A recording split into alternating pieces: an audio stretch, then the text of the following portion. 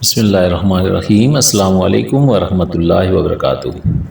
हमदर्द health tips में आपको welcome करते हैं।